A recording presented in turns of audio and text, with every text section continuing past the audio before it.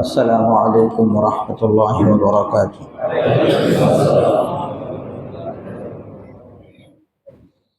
الحمد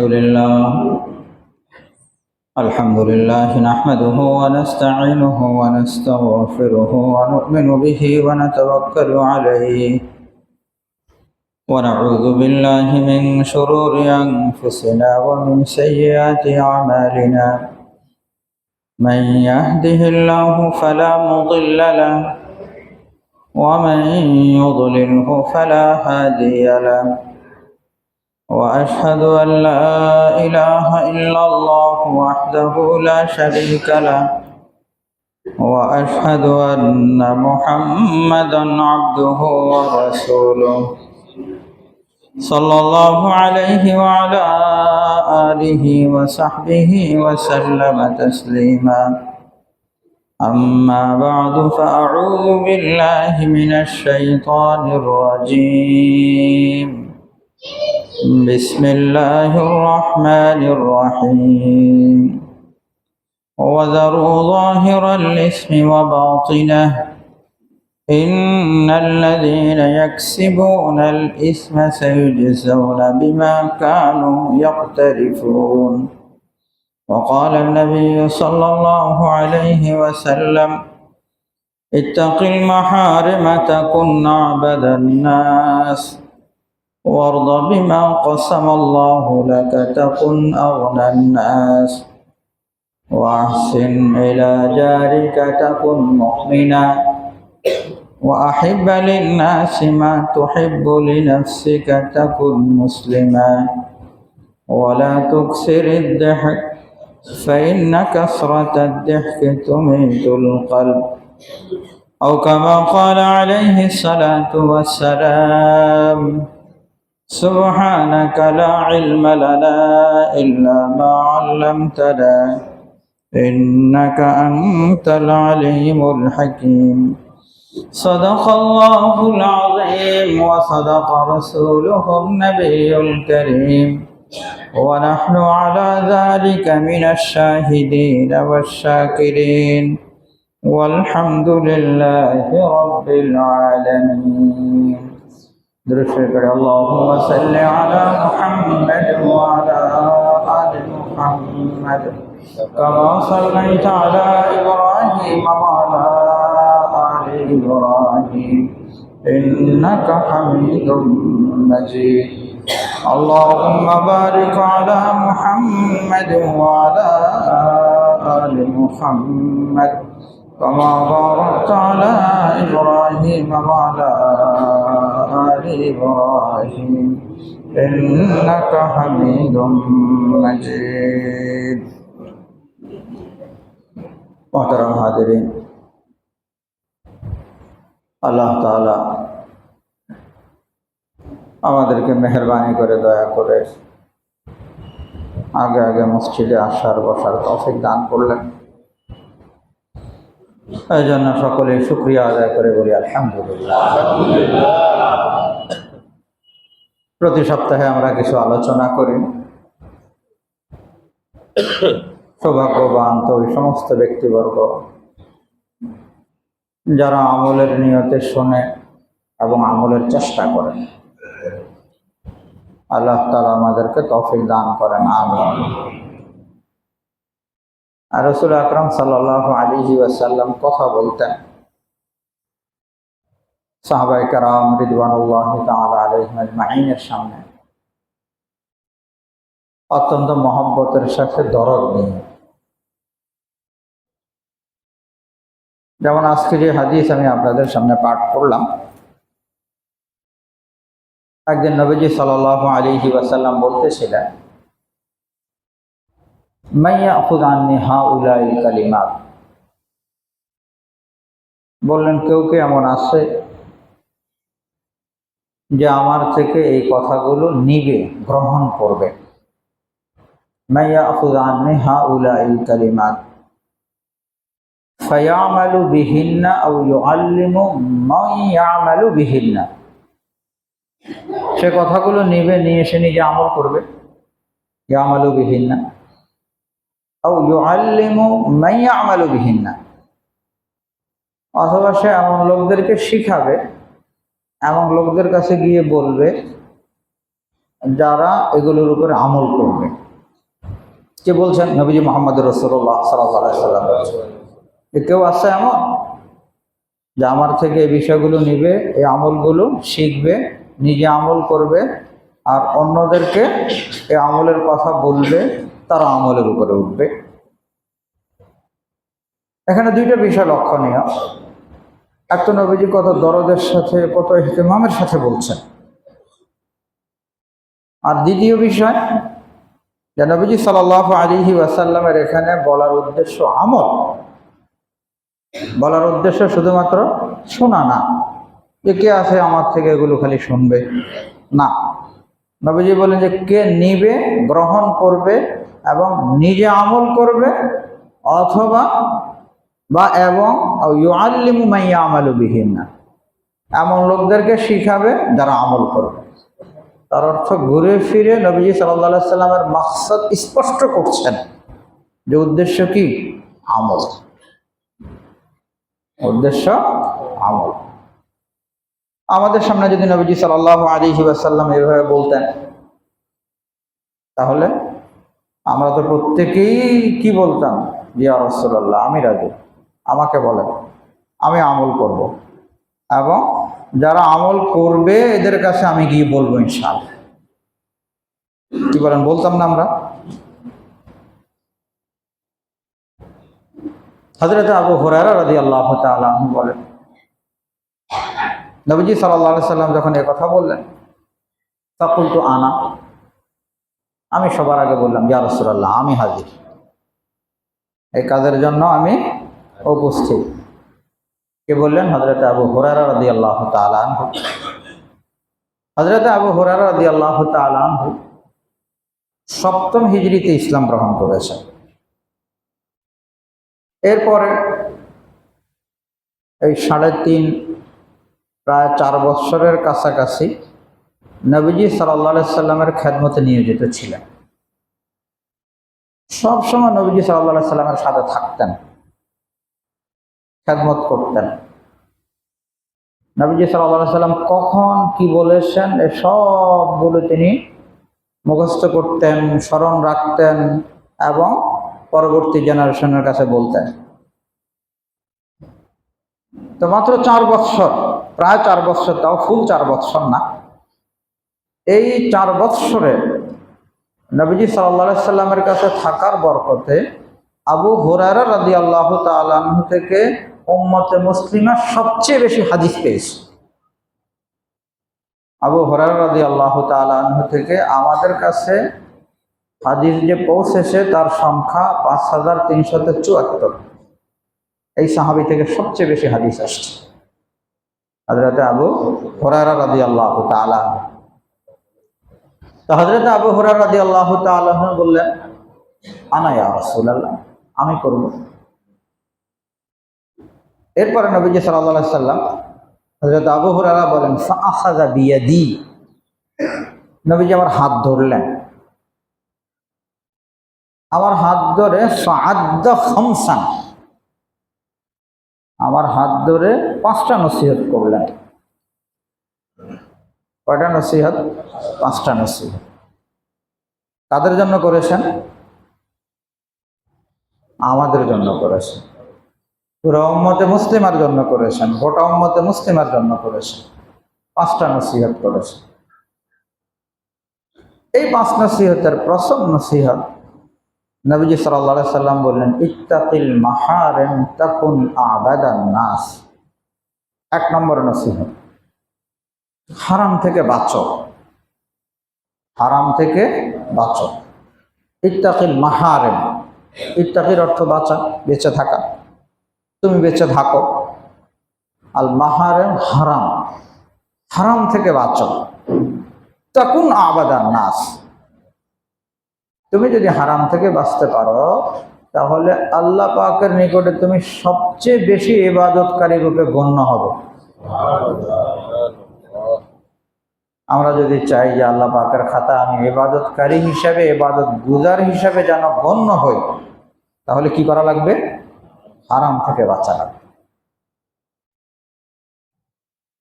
স্বাভাবিকভাবে তো একজন মানুষ বেশি ইবাদতকারী রূপে আল্লাহ পাকের দরবারে গণ্য হইতে চায়, বেশি ইবাদত করবে, এমনটাই তো বুঝে আসে। ইবাদত বেশি করলে বেশি ইবাদতকারী হবে।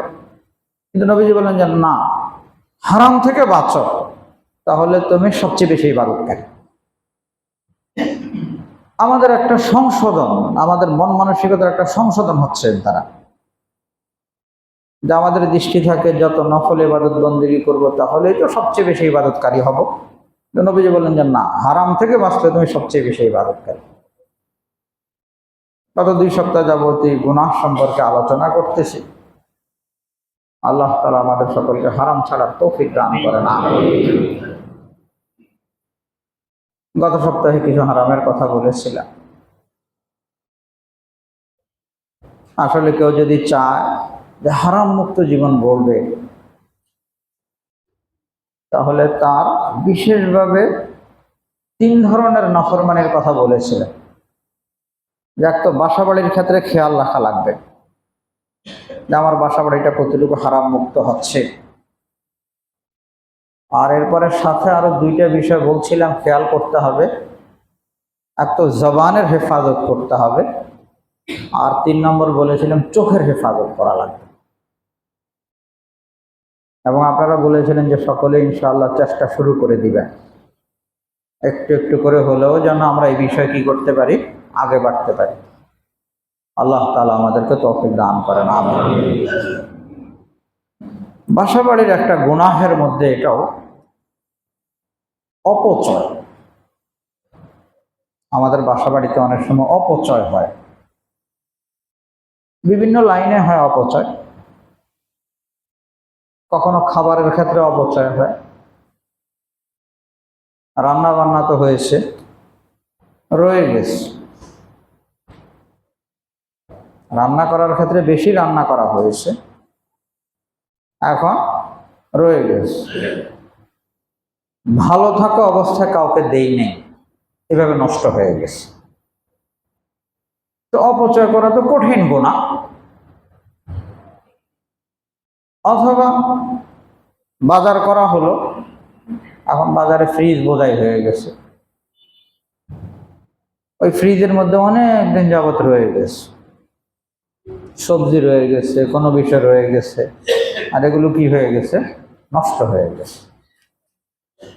তো আল্লাহ পাকের কোনো নেয়ামত যদি আমাদের অবহেলার কারণে নষ্ট হয়ে যায়, তাহলে সেটা কি গুনাহ হবে না? কি বলেন? ইন্নাল মুবাযযিরিনা কানু ইখওয়ানা শায়াতিন। অপচয় অপব্যয় করলে তো কি হবে? আল্লাহ তাআলা বলেন শয়তানের ভাই হয় সে, নাউযুবিল্লাহি মিন যালিক। অথচ এটা কিন্তু কঠিন বিষয় না। একটু সবাই মিলে যদি খেয়াল করি যে আমার ফ্যামিলিতে অপচয় হবে না, আমার এই বাসায় কি হবে না, অপচয় হবে না, রান্না বান্নার আগেও অপচয় হবে না, রান্না বান্নার পরও কি হবে না, অপচয় হবে। কখনো এমন হইতে পারে যদি সিদ্ধান্ত নেয় যে আমরা অপচয় করব না, কখনো একটু কম খাওয়া লাগতে পারে, একটু কম খেলাম, কি হবে, পরের বেলা একটু বেশি খেয়ে নিলাম।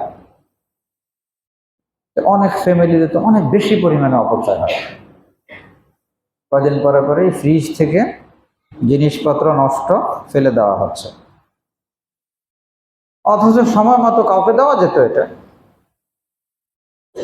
অথবা দেওয়া হয়, যখন আর এটা খাওয়ার উপযুক্ত থাকে না, তখন বুয়া বা কাউকে আমরা বের করে কি করলাম, দিয়ে দিলাম, কিন্তু ও এটা থেকে আর তেমন কিছু করতে পারলো না। অথবা 1 কেজি ছিল, সেখান থেকে সামান্য একটু পেয়েছে, 1 পোয়া পেয়েছে, বাকি সব নষ্ট হয়ে গেছে।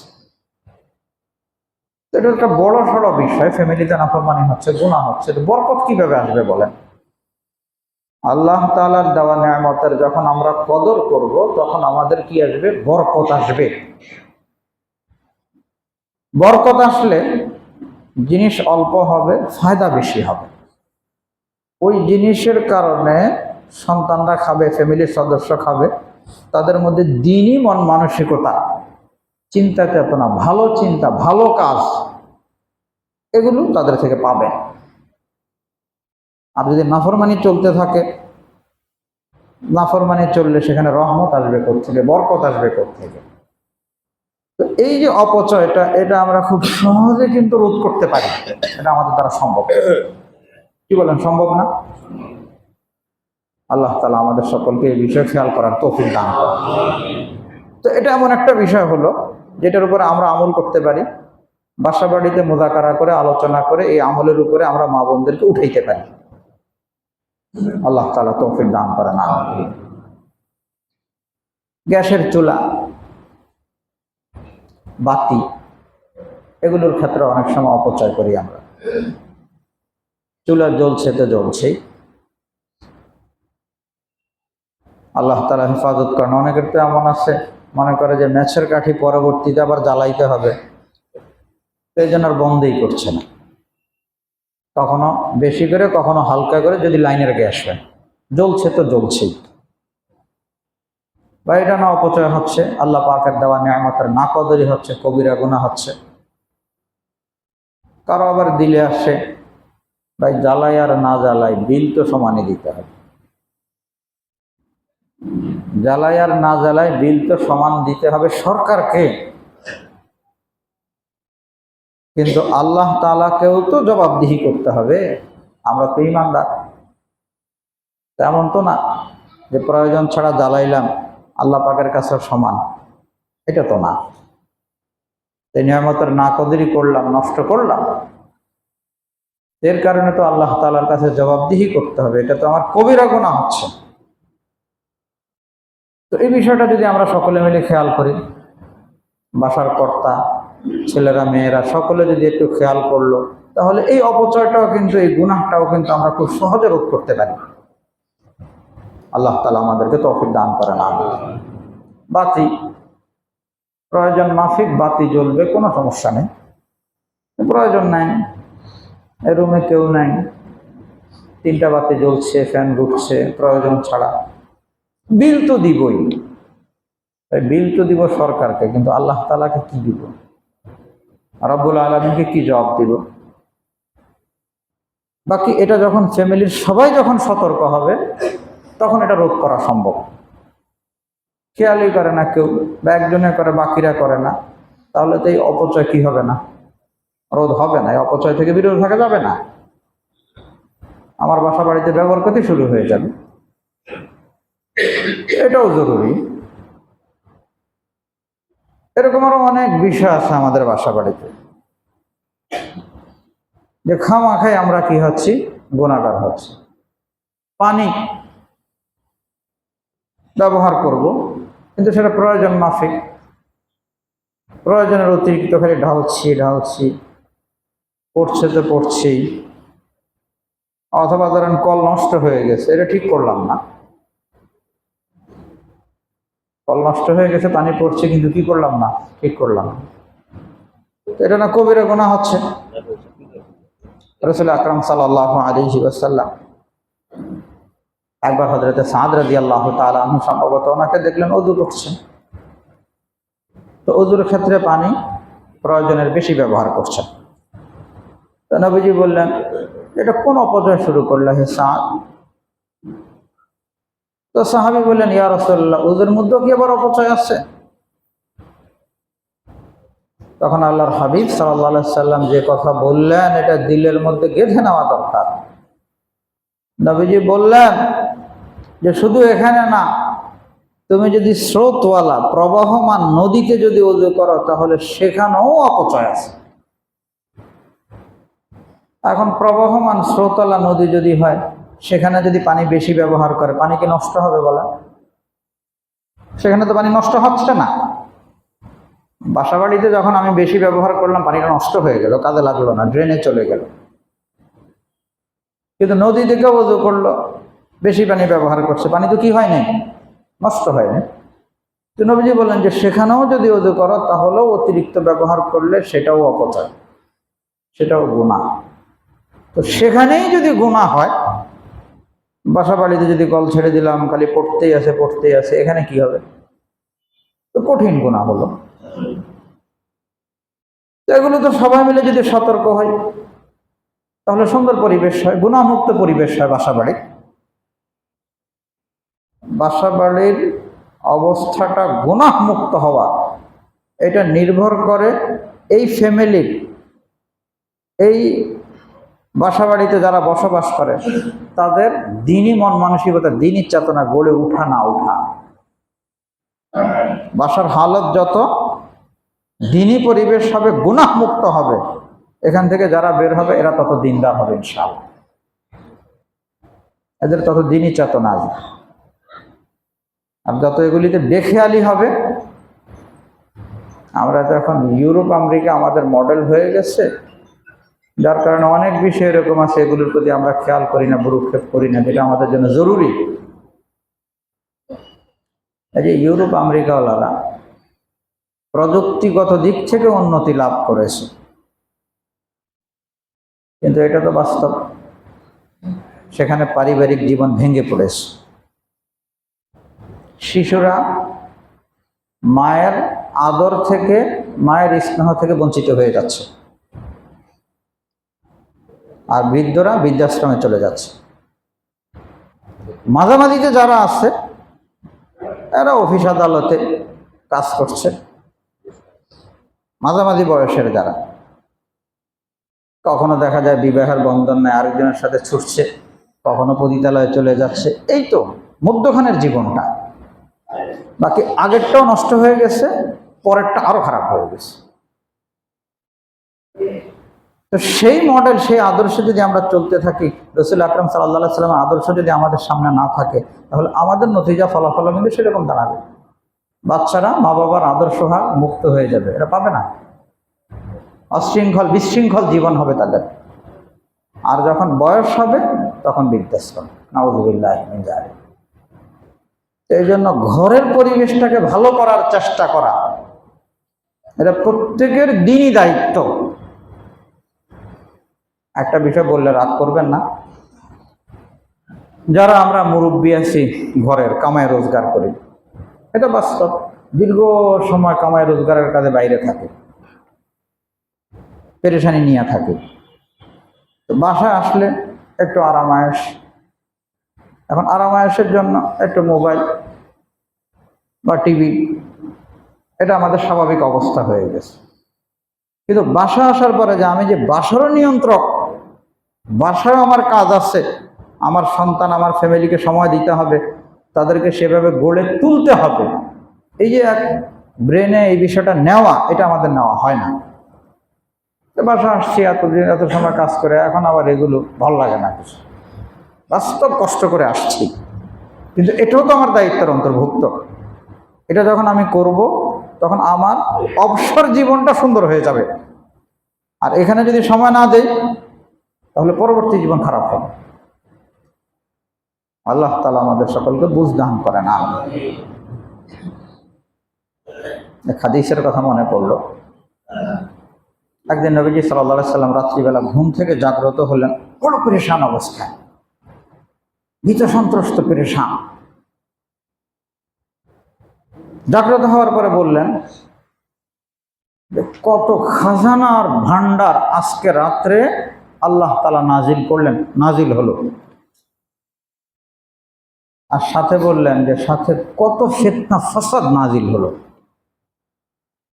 আল্লাহ পাকের ফয়সালা হয়েছে সেটা বুঝালেন।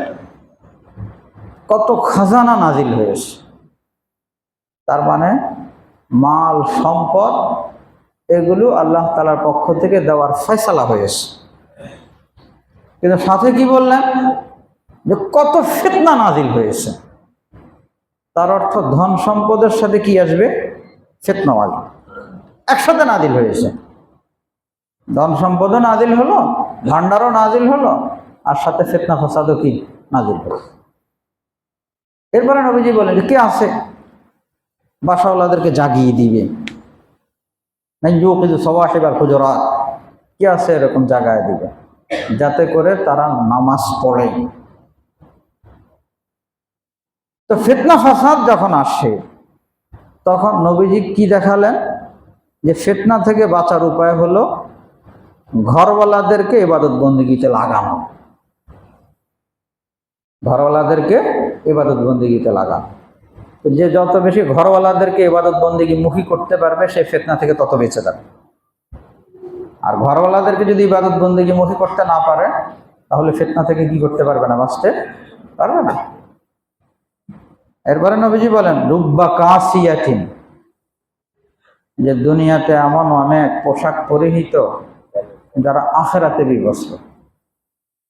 নবীজি সাল্লাল্লাহু আলাইহি সাল্লাম এর দ্বারা বুঝালেন যে অনেক নারীরা এমন হবে যে পোশাকের ফিতনায় পড়ে যাবে। পোশাকের ফিতনা, আর এই পোশাকের ফিতনায় পড়ে সে আখিরাতের আমল মুক্ত, আমল শূন্য হয়ে যাবে। এটা তো বাস্তব। পুরুষরা পোশাক নিয়ে যে পরিমাণ পেরেশানি করে, মহিলারা চেয়ে অনেক বেশি পেরেশানি পোশাক নিয়ে। পোশাক ক্ষেত্রে বিভিন্ন ডিজাইন, বিভিন্ন পদ্ধতি, এগুলো কিন্তু নারীদের ক্ষেত্রে বেশি। নবীজি সেদিকে ইঙ্গিত করেছেন। দেখেন, এমন পোশাক যেই পোশাকের কারণে কারো দিলের মধ্যে অহংকার আসে, সেই পোশাক পরা নাজায়েজ, হারাম। ব্যক্তির কারণে পার্থক্য হবে। দেখা গেল যে কোনো ব্যক্তির ওই পোশাকের সমস্যা নেই, কিন্তু কারো কি আছে? সমস্যা আছে। কারো দামি কাপড়ের সমস্যা হচ্ছে না, কারো দামি কাপড়ের সমস্যা হয়ে যাচ্ছে, এরকম হবে। আমাদের মা বোনদের অনেকের এই পজিশন, এখন কোনো পার্টিতে অংশগ্রহণ করবে, নতুন পোশাক লাগবে, নতুন ছাড়া হবে না। অথচ আসছে একবার পরা হয়েছে, সেটা আবার কিভাবে করবে? সেটা না পুরান হয়ে গেছে। এটা কোন পদ্ধতি? একেবারে নতুন লাগবে সব জায়গায়। এরপরে পোশাক জমছে। এরপরে কখনো বিধর্মীদের অনুকরণ ফ্যাশনের ক্ষেত্রে। আল্লাহ তাআলা সবাইকে বুঝ দান করেন, আমিন। অনুকরণের ক্ষেত্রে দেখা গেল পুরুষের পোশাক পরছে, অথচ হাদিস শরীফে কত কঠিনভাবে নিষেধ আসছে, নারীদের জন্য পুরুষের পোশাক, পুরুষের জন্য নারীদের পোশাক। আল্লাহ তাআলা হেফাজত করছেন, পুরুষরা মনে হয় এখনো নারীদের পোশাক শুরু করে না, নাকি? নারীরা তো ঠিকই পুরুষদের পোশাকের মধ্যে স্বাচ্ছন্দ্য বোধ করছে। এই যে রুচির বিকৃতিটা, এটার ক্ষেত্রেও কিন্তু আমাদের করণীয় আছে, যে আমার ফ্যামিলিতে এরকম রুচির বিকৃতি হতে দিব না। নারীরা নারীদের পোশাক পরবে, নারীরা কেন পুরুষদের পোশাক পরবে? ওটাতে কেন স্বাচ্ছন্দ্য বোধ করবে? এটার কারণে তো রুচি বিকৃত হয়ে যাচ্ছে, একদম উল্টা হয়ে যাচ্ছে। পোশাকের ক্ষেত্রে নগ্নতা, এগুলো সব আসছে। এই যে ইউটিউব আর বিভিন্ন ইলেকট্রিক মিডিয়ার কারণে ইউরোপ আমেরিকার যে ফ্যাশন, সেগুলো আমাদের সমাজে আস্তে আস্তে আসছে, একটার পর একটা আসছে। কল্পনাই করা যায় না যে ইমানদার মুসলমান এরা এমন পোশাক পরবে। সেই জন্য এই বিষয়গুলো তো আমাদের খেয়াল করা লাগবে। আমি যদি আমার জেনারেশন, আমার পরবর্তী যারা আছে, এদেরকে যদি একটু দিনই মন মানসিকতা দিয়ে যেতে পারি, আমি ইনশাল্লাহ কবরে থেকে পাবো। এই জন্য পোশাকের বিষয়ে খেয়াল করা, বাচ্চাদের পোশাকের বিষয়ে খেয়াল করা, কে কি পড়ছে, কিরকম পড়ছে, আমাদের রুচি, নবীজি সাল্লাল্লাহু আলাইহি সাল্লামের রুচির সাথে তার কতটুকু মিল আছে, এই বিষয়টা একটু খেয়াল করা, এটা একটা জরুরি বিষয়। আল্লাহ তাআলা আমাদেরকে, আমাদের মা বোনদেরকে বুঝার তৌফিক দান করেন, আমিন। তো বলতেছিলাম, হযরত আবু হুরায়রা রাদিয়াল্লাহু তাআলা আনহুকে নবীজি কি বললেন? ইত্তাকিল মাহারিম, হারাম থেকে বাঁচো, তাকুন আবাদান নাস। তো আমরা যদি হিম্মত করি, চেষ্টা করি, আমাদের বাসা বাড়িতে যে গুনাহগুলো হচ্ছে, যে নাফরমানিগুলো হচ্ছে, এগুলো আস্তে আস্তে কম করা, অন্তত আল্লাহ পাকের কাছে এতটুকু তো তখন বলতে পারবো যে আল্লাহ, আমি চেষ্টা করছি। যদি কেউ বেফিকির থাকে তাহলে সে কথা বলতে পারবে। নিজের মতো করে যখন যথাসাধ্য চেষ্টা করবে, তখন আশা করা যায় যে ইনশাআল্লাহ আল্লাহ তাআলা দায় মুক্ত করে দেবে। চেষ্টা তো করা লাগবে। ইত্তাকিল মাহারিমা তাকুন আবাদান নাস, হারাম থেকে বাঁচো। জবানের গুনাহের কথা বলছিলাম আগে। জবান দিয়ে কত ধরনের গুনাহ করে, হাদিস শরীফে আসছে যে কখনো তো এমন হয় যে জবান দ্বারা এমন এক কথা বলছে, খেয়াল করে নাই, বেখেয়ালিতেই বলছে, কিন্তু কথাটা বড় চমৎকার ছিল। ওই এক কথা আল্লাহ পাকের এমন পছন্দ হয়েছে যে এই কথার কারণে আল্লাহ তাআলা তার জন্য জান্নাতের ফয়সালা করে দিয়েছেন। এই যে সুবহানাল্লাহ বললেন, আলহামদুলিল্লাহ, লা ইলাহা ইল্লাল্লাহ, এগুলো কখনো তো আমরা বেখেয়ালিতে বলি, কিন্তু কখনো তো আবেগ নিয়ে বলি। আল্লাহ পাকের কাছে তো আবেগ আর ইখলাসের অনেক দাম। তো আবেগ আর ইখলাসের সাথে কখনো সুবহানাল্লাহ বলছি, আল্লাহ পাকের খুব পছন্দ হয়ে গেছে। লা ইলাহা ইল্লাল্লাহ, আল্লাহ পাকের খুব পছন্দ হয়ে গেছে আমার বলাটা। তো এটা তো সম্ভব যে এর কারণে আল্লাহ তাআলা নাজাতের ফয়সালা করে দিবেন। আবার এর বিপরীতে নবীজি সাল্লাল্লাহু আলাইহি সাল্লাম বলেন, কখনো এমন হয় যে বেখেয়ালিতে এমন কথা বলে ফেলছে যে জাহান্নামের ফয়সালা হয়ে গেছে, নাউযুবিল্লাহ। তার অর্থ কথা বলতে গেলে খেয়াল করে বলা লাগবে। মিথ্যা কথা বলা, আরেকজনকে কটাক্ষ করা, সমালোচনা করা, হ্যাঁ প্রতিপন্ন করা, এগুলো তো এখন স্বাভাবিক বিষয় হয়ে গেছে। আরেকজনের ব্যাপারে বদগুমানি, তোমাকে এই খারাপ। অনেক সময় আমাদের কথাবার্তা এমন হয়ে যায়, মনে হয় যেন আমি ভালো, সব খারাপ, এরকম হয়ে যায়। যখন সমালোচনা শুরু করে, মহল্লার অমুকের এই সমস্যা, এই সমস্যা, এই সমস্যা, সব সমস্যা। তো আমাকে যদি বলো, আমি আঙ্গুল দিয়ে দেখা দিতে পারবো কার কি সমস্যা। কিন্তু যখন আঙ্গুল দিয়ে দেখাবে অমুকের এই সমস্যা, অমুকের এই সমস্যা, এক আঙ্গুল তো সামনের দিকে যাচ্ছে, এই 3 আঙ্গুল আর 4 আঙ্গুল কোন দিকে যাচ্ছে? নিজের দিকে যাচ্ছে। কিন্তু তার মানে যাকে দেখাচ্ছে সে যদি একটা খারাপ হয়, তাহলে আমি নিজে কয় খারাপ? 4 খারাপ। তো আমার তো করণীয় আমার মধ্যে কি কি খারাপ আছে সেটা চিন্তা করে সেখান থেকে উত্তরণ, সেখান থেকে তারাক্কি। আরেকজনকে চিহ্নিত করতে গেলে তো ওই ধান্দায় থেকে যাব, আমার আর কি হবে না, পবিত্রতা হবে না। ওয়াজারু যাহিরাল ইসমি ওয়া বাতিন, আমার আর পবিত্র হওয়ার কি আসবে না, সুযোগ আসবে না। কত জরুরি বিষয় এগুলো। যারা জান্নাতে যেতে চায় তাদের জন্য এই বিষয়গুলো কত জরুরি। আরেকজনের চিন্তা আমি কেন মগ্ন? আমার তো নিজের চিন্তা মগ্ন থাকা দরকার। আমার কোন কোন ত্রুটি আছে, কোন কোন খাতে ত্রুটি আছে।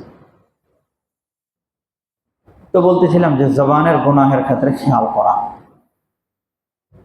চোখের গুনাহ, এটা তো এত বেশি হয়ে গেছে। পর্দা, গায়রে মাহরাম থেকে পর্দা করা, বাসা বাড়িতে ব্যাপরদিগি, আত্মীয় স্বজনের সাথে এমনি সামনে এত বেশি হয়ে যাচ্ছে যে অনেক সময় দিনদার ফ্যামিলিতেও যখন পর্দার কথা বলা হয় তখন মনে করে যে না, আগের দিনের মানুষ, নাউযুবিল্লাহ। অথচ পর্দার কথা তো কুরআনুল কারীম বলছে। সূরা নূর পড়ি। এই জন্য এই হারাম থেকে বাঁচার ব্যাপারে এক ফিকির পয়দা করা, যে আমি হারাম থেকে বাঁচবো, আমার ফ্যামিলিকে আমি হারাম থেকে বাঁচাবার চেষ্টা করব। কে বলেছেন? নবীজি সাল্লাল্লাহু আলাইহি সাল্লাম বলেছেন হযরত আবু হুরায়রাকে, যে শুরুতে বলেছেন কে আছে আমল করবে, অথবা এমন কাউকে বলবে যে কি আমল করবে। তো নবীজি তো আমাদেরকে বলেছেন, নবীজির কথা আমাদের কাছে আসছে। আমি যদি নবীজির উম্মত হই তাহলে অবশ্যই আমি এই কথার উপর আমলের কি করব? চেষ্টা করব। কি বলেন? করবো তো ইনশাআল্লাহ। ইত্তাকিল মাহারিমা তাকুন আবাদান নাস। দ্বিতীয় নসিহত করলেন ওয়ারদা বিমা কাসামাল্লাহু লাকা তাকুন আগনান নাস। আল্লাহ পাক তোমাকে যা দিয়েছে এর উপরে তুমি সন্তুষ্ট হয়ে যাও। দেখেন, কামাই রোজগারের ক্ষেত্রে হালাল বৈধ পন্থা অবলম্বন করে কামাই রোজগারে কোনো নিষেধাজ্ঞা নেই। বৈধ পন্থা অবলম্বন করে যতটুকু আসতেছে আলহামদুলিল্লাহ, কিন্তু বৈধ অবৈধ তোয়াক্কা নাই। আমাকে ওই জিনিস নিতেই হবে, ওই পরিমাণ আমার লাগবেই, এটা নিষেধ। আর এটা যখন কেউ শুরু করবে, 1000 কোটি টাকার মালিক হলেও তার তৃষ্ণা কি হবে না, দূর হবে না, আরো চাই। যার অল্প আছে তার অল্প চাই, যার বেশি আছে তার আরো বেশি চাই। এই যে এক ধান্দায় পড়বে খালি বেশি থেকে বেশি, আল্লাহ তাআলা বলেন আল্লাহকুমুত তাকাসুর হাত্তা যুরতুমুল মাকাবির। এই এক ধান্দা কোন পর্যন্ত যাবে? কবর পর্যন্ত যাবে। এক বিশ্ববিখ্যাত আলেম উনি বলতেছিলেন, যারা লোভে পড়ে যায়, আরো চাই আরো চাই, তো এদের বেলা অনেক সময় এরকম হয়, শুয়ে আছে আকাশের দিকে তাকিয়ে, তারকা দেখা যাচ্ছে, তার কাছে মনে হয় যেন তারকারাও মনে হয় যেন বিজনেস নিয়ে কথাবার্তা বলছে। তারকারাও একে অপরের সাথে কি করতেছে? ব্যবসা বাণিজ্য নিয়ে কথাবার্তা বলছে, কে কার থেকে কিভাবে আগে বাড়বে সেভাবে আলোচনা চলছে। কারণ সবসময় ফিকির জায়েজ তরিকা, হালাল তরিকায় যতটুকু পাচ্ছি আলহামদুলিল্লাহ, এটার উপরে রাজি হওয়া, সন্তুষ্ট হওয়া। আর যদি সন্তুষ্টি আর কানাআত না আসে, তাহলে জিন্দগি শেষ হয়ে যাবে এই পেরেশানিতে, কিছুই হবে না, আখিরাতের কামাই কিছু হবে না, ওই পেরেশানিতে পুরো জীবন চলে গেছে। ওয়ারদা বিমা কাসামাল্লাহু লাকা তাকুন আগনান নাস। 3 নম্বর নসিহত, ওয়াহসিন ইলা জারিকা তাকুন মুমিনা। পাড়াপড়শির খোঁজ খবর নাও, তাহলে তুমি ঈমানদার। আশপাশে যারা আছে এদেরও খোঁজ খবর নাও, কার কি পজিশন, কে খাইলো কে না খাইলো। এখন আমরা অনেক সময় নিজেদের চিন্তা নিয়ে মগ্ন থাকি, আশপাশে কার কি হইলো না হইলো দেখার বিষয় না। কিন্তু এটাও নবীজি সাল্লাল্লাহু আলাইহি ওয়াসাল্লামের নির্দেশনা, কোরআনুল কারীমের নির্দেশনা, যে আশপাশওয়ালাদের খোঁজ খবর নেওয়া, তাদের কি পজিশন, কে কোন অবস্থায় আছে। শুধু নিজেকে নিয়ে চিন্তা, কে খাইলো না খাইলো দেখার বিষয় না, এটা না। তো আমরা ঈমানদার, এই নসিহতের ব্যাপারেও আমাদের খেয়াল করা লাগবে। আশপাশের খোঁজ খবর নেওয়া, আত্মীয় স্বজন, পাড়াপড়শি, মহল্লাবাসী, কার কি পজিশন, কার কতটুকু দরকার, কার আমি কতটুকু সহযোগিতা করতে পারি। এই যে একটা বিষয়, একটা সামাজিকতা, এটা নবীজি সাল্লাল্লাহু আলাইহি সাল্লাম বলছেন। তো কোনো ব্যক্তি যখন এটা রক্ষা করবে নবীজি সাল্লাল্লাহু আলাইহি সাল্লামের নির্দেশনা হিসাবে, তাহলে এর কারণে তো সে বিশাল বড় সওয়াব পাবে। এরপরে নবীজি সাল্লাল্লাহু আলাইহি সাল্লাম বলেন, চতুর্থ নসিহত, ওয়া আহিব্বা লিন-নাস মা তুহিব্বু লিনাফসিক তাকুন মুসলিমা। মানুষের জন্য তুমি সেটাই পছন্দ করো যেটা তুমি নিজের জন্য পছন্দ করো। অপর কেউ তোমার সাথে যখন কথা বলে তখন তুমি কিরকম চাও? আমাকে মূল্যায়ন করে কথা বলো, সম্মান দিয়ে কথা বলো, কি বলো? এটা চাই না আমরা, নাকি এটা চাই যে অপর কেউ আমাকে অসম্মান অপমান করুক? এটা তো আমরা কেউ চাই না। কেউ আমাকে গালি দেখ, এটা তো আমি চাই না। তো অপর আমাকে মূল্যায়ন করুক, ইজ্জতের সাথে কথা বলুক, এটা আমি চাই।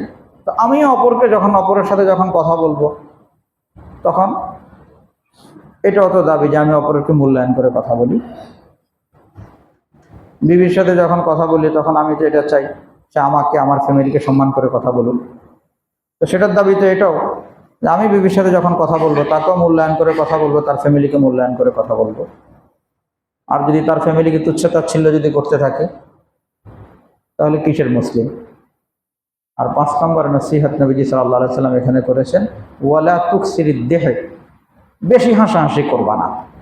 বেশি হাসাহাসিতে যদি থাকি, নবীজি বলেন বেশি হাসাহাসি করলে দিল মরে যায়। নবীজি এটা বলেন নাই যে আনন্দ ফুর্তি শরীয়তের সীমারেখার ভিতরে থেকে করা যাবে না, কিন্তু সারাদিনই হাসাহাসি মাতামাতি, এটা কলম। এর কারণে দিল নষ্ট হয়ে যায়, দিল দুনিয়ামুখী হয়ে যায়। কি থাকে না? আখিরাতের চিন্তা তার দিল থেকে বের হয়ে যায়। এজন্য সারাদিন যদি মোবাইল নিয়ে বিভিন্ন জিনিস, ড্রামা নাটক দেখতে থাকি, দিল তো শেষ হয়ে যাবে আমার। একটা তো হলো গুনাহের প্রোগ্রাম দেখলে গুনাহ হবে, কোনো গুনাহের প্রোগ্রাম না, এমনিতেই দেখছি কিছু, এমন করছি এটাতে এমন কি আছে, একটু মজা নেওয়ার জন্যই দেখলাম। কিন্তু এটাও তো যদি বেশি পরিমাণে হয়, তাহলে এর কারণে দিল শেষ হয়ে যাবে। তাই না, কাসরাতাদ দেখতে তুমিতুল কালব। কয়টা নসিহত করলেন? 5টা না? 1 নম্বরে হারাম থেকে বাঁচো, 2 নম্বরে তোমার যা আছে এর উপরে সন্তুষ্ট হও, 3 নম্বরে প্রতিবেশীর কি নাও, খোঁজ খবর নাও, তাদের সাথে ইহসানের মুআমালা করো, 4 নম্বরে অপরের জন্য সেটাই পছন্দ করো, নিজের জন্য যেটা পছন্দ করো, বেশি হাসাহাসি করবা না। এমন 5টা নসিহত করেছেন হযরত আবু হুরায়রা রাদিয়াল্লাহু তাআলা আনহু নিজে নিশ্চিত আমল করেছেন। কি বলেন, করেন নাই? আর উনি আমাদেরকে বলে গেছেন যে নবীজি এগুলো আমাদেরকে বলছেন। অতএব আমাদের করণীয় এই 5 নসিহতের ব্যাপারে খেয়াল করা, বাসা বাড়িতে মুযাকারা করে সকলকে আমলের উপরে উঠানোর চেষ্টা করা। করবো তো ইনশাআল্লাহ। আল্লাহ তাআলা আমাদের সকলকে তৌফিক দান করেন। আমিন। ওয়া আখিরু দাওয়ানা আলহামদুলিল্লাহি রাব্বিল আলামিন।